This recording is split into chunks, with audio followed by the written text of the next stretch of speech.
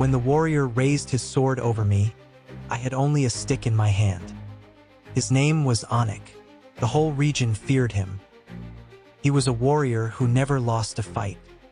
His body was built from battles, his scars like trophies, and his voice shook people before his sword even touched them. The villages trembled when they saw the dust of his horse on the horizon. Anik never farmed. He never built. He only took. He moved from place to place, seizing food, goats, chickens, and land. His men followed him like dogs chasing meat, laughing while families cried. And the worst part, nobody dared stop him. I was just a farmer. My name didn't matter to him. I owned nothing but the small patch of land where my wife and children lived. The soil was hard, the rains came late, but I worked it with my bare hands. Every yam I dug out of the ground, every bean sprout that rose, it all meant survival. My sviat was my pride. One morning, Anik came into my village. He looked at my farm, spat on the ground, and said, "Farmer, this land is mine now. Leave before nightfall or you will regret it." His men laughed, their voices sharp like knives. My wife clutched my arm, whispering, "Please, do not argue. He will kill you." My children hid behind me, eyes wide with fear. That night, I lay awake. The crickets sang, the moonlight painted shadows on our mud walls, and my heart beat like a drum. Fear told me to run. Pride told me to stay. Then I remembered my father's words. A man who runs from fear will always be chased by it. But a man who stands, even with nothing, can make fear run from him. I had no sword. I had no army. But I had the land. I had my mind. And I had courage. At dawn, I prepared. I dug a deep pit near the edge of my farm. My hands blistered. Sweat stung my eyes. But I kept digging, deeper and deeper, until the hole could swallow a horse hole. Then I covered it with dry grass and sprinkled soil so it looked like solid ground. I sharpened a long wooden stick until its point was hard. I did not sharpen it to kill, but to remind myself I was not helpless. When Anik returned, his men shouted and beat their spears against shields. The children of the village cried. The elders turned away. Nobody believed I could survive. Anik stopped in front of me, his voice thunderous. "Farmer, have you packed your things?" I stood tall, though my legs shook inside. "No," I said quietly. His eyes narrowed. "Then today you lose more than your land." He roared and charged, his sword high. His horse galloped, shaking the ground.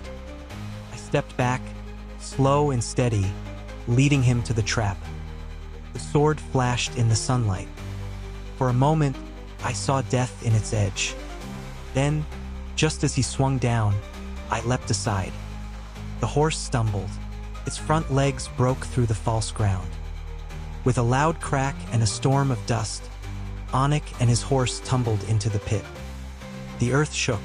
The warrior who had made villages bow was now trapped in a hole dug by a farmer. The crowd gasped. His men froze. Their fearless leader, the man they followed without question, was scrambling in the dirt. He roared, grabbing at the walls, but the sides crumbled each time he tried to climb. I stood at the edge, holding my stick. My chest rose and fell with heavy breaths.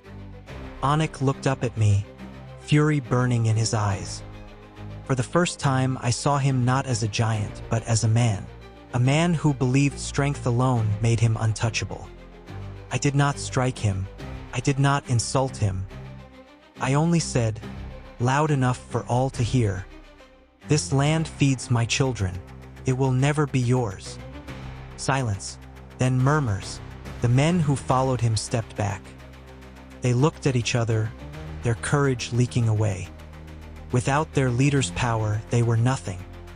One by one, they dropped their weapons and fled.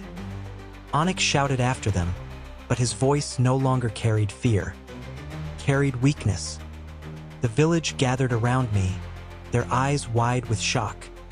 The elders whispered, The wicked warrior has been beaten without a blade. That day I learned something. Strength is not in the size of your arm or the sharpness of your sword. Strength lives in wisdom, in patience, and in courage. Onyx's power had always been borrowed from people's fear. The moment that fear broke, his power disappeared. I did not kill him. I didn't need to. The pit had already done what years of fighting could not. He stayed there until the sun burned high, his pride broken like a cracked pot. When he finally climbed out, he limped away. He never returned. Life after that was not perfect. My farm still needed hard work. My back still bent under the sun. But my children ate, my wife smiled, and my people learned that even the weak can stand against the mighty when wisdom leads the way. Years later, people still tell the story of the day a farmer defeated a warrior with nothing but courage, a stick, and the earth itself. And when young men ask me what lesson I learned, I tell them this: do not fear those who look strong. Fear only the day you give up, because the one who never gives up cannot be defeated.